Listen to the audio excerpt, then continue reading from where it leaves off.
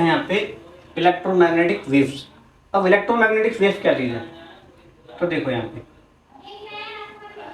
Electromagnetic wave वो हैं जिनके अंदर इलेक्ट्रिक और मैग्नेटिक दोनों टाइप की प्रॉपर्टी होती हैं और ये ना एक दूसरे के परपेंडिकुलर भी चलती हैं। तो यहाँ पे एक बार ध्यान से देखो, ये इसमें ऐसे करके कुछ वेव बन रही है। स्टार्टिंग देखो यहाँ से स्टार्ट हुआ है, देन ये गया, फिर ऐसे ऊपर, फिर यहाँ से डाउन तक जाएगा, फिर अपन ऐसे करके चलता रहेगा। तो ये कौन है, इलेक्ट्रिक फील्ड है। और ये तुम्हें दिख रहा होगा रेड कलर का, देखो ऐसे करके ये जा रहा है, ऐसे करके दिख रहा है, ये इसका कौन है, मैग्नेटिक फील्ड है। तो ध्यान रखना इलेक्ट्रोमैग्नेटिक फील्ड जो है और इलेक्ट्रोमैग्नेटिक वेव जो है उनके अंदर दोनों टाइप्स की प्रॉपर्टी होती है, इलेक्ट्रिक और मैग्नेटिक दोनों की प्रॉपर्टी होती है। एक बार देखो यहाँ oscillation electric and magnetic field है, ठीक है। तो ये ऑसिलेशन इसके अंदर हो रहा वो चीज। अब देखो यहाँ प्रॉपर्टी ऑफ इलेक्ट्रोमैग्नेटिक वेव, अब इनकी प्रॉपर्टी क्या चीज है, तो याद रखें, देखो electric and magnetic field oscillated perpendicular to each other, एक दूसरे के परपेंडिकुलर होती है, यानी कि दूसरे के 90 डिग्री के एंगल पर होती हैं, ठीक है। Both oscillated perpendicular to the direction of propagation of wave, ठीक है। तो ये ऐसे ही चलेंगी और एक दूसरे परपेंडिकुलर भी होती है, मैग्नेटिक इलेक्ट्रिक फील्ड भी यानी कि परपेंडिकुलर ही होता है, ठीक है। सब यहाँ देखो मीडियम चल सकती है, ठीक है। इनको चलने के लिए किसी भी मीडियम की कोई जरूरत नहीं होती है। अब यहाँ देखो कैन ट्रेवल इन वैक्यूम, ये वैक्यूम के अंदर भी ट्रेवल कर सकती हैं और इनकी स्पीड जो है वो लाइट की स्पीड से मूव कर सकती है। तो 3 × 10⁸ मीटर पर सेकंड स्क्वायर इन वैक्यूम, तो वैक्यूम के अंदर इसकी स्पीड है, ठीक है। और इनकी स्पीड जो है वो कैसी रहती है, ऑलवेज कांस्टेंट रहती है और ये लाइट स्पीड से ट्रेवल करती है। मैं तुम लोगों को भी बताया। तो अब यहाँ देखो कैरेक्टरिस्टिक्स ऑफ इलेक्ट्रोमैग्नेटिक वेव। अब इनके कुछ कैरेक्टर हैं, इनको याद रखना है और अच्छे से ध्यान से देखना इनको। पहला होता है wavelength, frequency, velocity, time period और वेव नंबर और एम्पलीट्यूड। काफ़ी इंपॉर्टेंट है ये, क्योंकि आगे इससे तुम्हारी अच्छी खासी न्यूमेरिकल भी बनेंगे, इनको अच्छे से ध्यान रखना। अब देखो कैरेक्टरिस्टिक्स ऑफ इलेक्ट्रोमैग्नेटिक वेव, तो ये कैरेक्टरिस्टिक्स हैं, ठीक है। देखो एक बार ये जो वेव है वो ऐसे चल रही है, ध्यान दो ऐसे करके ये चल रही है यहाँ पे, ठीक है। अब ये कौन क्या है वो देखो एक बार, ये ऊपर तक जो जा रहा है ना, ये जो ऊपर तक जा रहा है बोले इसका क्रस्ट। अच्छा, दो ये क्रस्ट जो बन रहा है यहाँ से लेकर के यहाँ तक की जो डिस्टेंस है, इन दोनों के बीच की डिस्टेंस, ठीक है। ये इसका क्रस्ट और इसका टफ। तो यार टफ देखो, यहाँ पर क्रस्ट देखो, इनके बीच की जो डिस्टेंस है यहाँ से यहाँ तक देख लोगे, तो या फिर यहाँ से यहाँ तक देखो, तो इनकी बीच की जो डिस्टेंस उसे बोलते हैं वेवलेंथ, ठीक है। अब ये क्या है, एम्पलीट्यूड।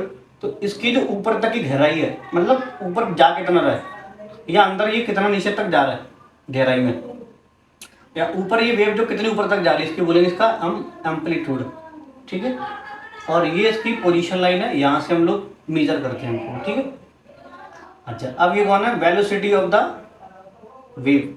तो इसकी वेलोसिटी कितनी, मतलब कितनी स्पीड से जा रही है, मैं एक एक करके सबको देखेंगे आराम से पहले। तो फ्रीक्वेंसी क्या चीज है, number of time a wave oscillate from crest to trough per second, यानी कि एक सेकंड में कितना क्रस्ट से टफ तक जा रही है, टफ से क्रस्ट तक जा रही है। तो ये वो चीज है, देखो number of times a wave oscillate from crest to trough per second, एक सेकंड में कितनी बार ये क्रस्ट से टफ तक जा रही है। तो ये वो चीज है, ठीक है। अब देखो यहाँ तो कैरेक्टरिस्टिक्स ऑफ इलेक्ट्रोमैग्नेटिक वेव, तो वेवलेंथ कौन है ये, तो distance between two consecutive crust और टफ, ठीक है। तो ये मैं तो बताया तभी, दो क्रस्ट के बीच की जो डिस्टेंस उसे बोलेंगे हम वेवलेंथ, या जो टफ के बीच की जो डिस्टेंस है बोलेंगे हम वेवलेंथ। इसकी जो एसआई यूनिट है वो होती है मीटर। फ्रीक्वेंसी जो है वो क्या चीज़ है, number of wave passing a given point in 1 second, यानी कि एक सेकंड में कितनी वेव वहां से गुजर रही है दरअसल, तो जो गुजरेंगी ना उसे बोलेंगे इसकी फ्रीक्वेंसी। तो एक बात ये ध्यान रखना, यहाँ पे एक चीज दी गई है लेमडा, ध्यान से देखोगे तो ये लेमडा है, तो इसे हम लेमडा बोलते हैं, इसको बोलते हैं हम न्यू। ठीक है, सिंबल को याद रखना और आगे चल के ये काम आएंगे। अच्छा, अब इसका जो फॉर्मूला है इसका, ये न्यू का 1/t, एक सेकंड में जितनी बार गुजरेंगी 1/t याद रखना। करेक्टरिस्टिक्स ऑफ इलेक्ट्रोमैग्नेटिक वेव, तो ये कौन है, वेलोसिटी।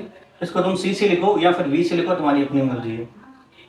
अब ये क्या है, distance travel by wave in 1 second, ऐसा यूनिट मीटर पर सेकेंड, यानी कि 1 सेकेंड के अंदर जो वेव मतलब वेव है वो कितनी डिस्टेंस को ट्रेवल कर रही है 1 सेकेंड के अंदर, तो वो बोलेंगे इसकी क्या, वेलोसिटी।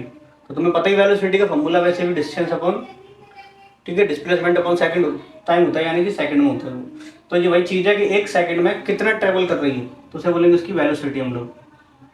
तो रिलेटेड टू फ्रीक्वेंसी यानी कि न्यू एंड वेवलेंथ लेमडा, तो फॉर्मूला है c equal to nu lambda.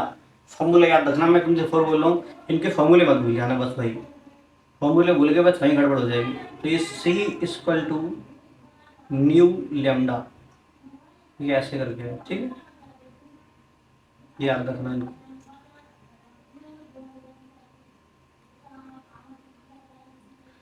अब कौन है यहाँ पे, टाइम पीरियड। तो time taken to complete one oscillation, एक ऑसिलेशन को ऊपर से नीचे तक चलने में, ठीक है, ऐसे एक ऑसिलेशन को पूरा करने में, ऐसे करके समझ रहे हो, बीच में एक पट्टी सी थी, यहाँ से ऐसे गए और यहाँ तक आ गया, तो एक ऑसिलेशन को पूरा करने में कितना समय लग रहा है बोलते हैं उसका टाइम पीरियड। तो time taken to complete one oscillation, ठीक है, और कौन है, वेव नंबर। तो number of wave per unit length, 1 metre के अंदर जितनी भी वेव आ रही हैं उसे बोलेंगे उसका वेव नंबर। 1 मीटर के अंदर जितनी भी वेव होंगी उन्हें बोलेंगे उसका वेव नंबर, ठीक है। तो जो टाइम पीरियड है उसकी ऐसा यूनिट कौन है, सेकंड है, और एम्पलीट्यूड जो है वो हम इसको ए से लिखते हैं। एम्पलीट्यूड क्या चीज़ है वो देखो। अच्छा, वेव नंबर का तुम्हें यूनिट देखना चाहो तो देख लो, लिखा हुआ वैसे मीटर इनवर्स।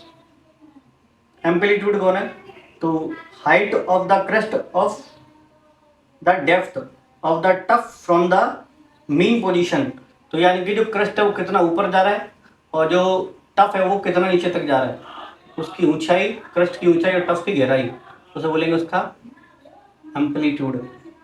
बात समझ में आ गई। चलो, अब यहाँ से आगे हम देखेंगे नई वीडियो में, तो फिलहाल इतना काफी तुम्हारे लिए, आगे फिर मिलता हूँ नई वीडियो साथ में। फिलहाल यही बताना चाहता हूँ, बाय बाय।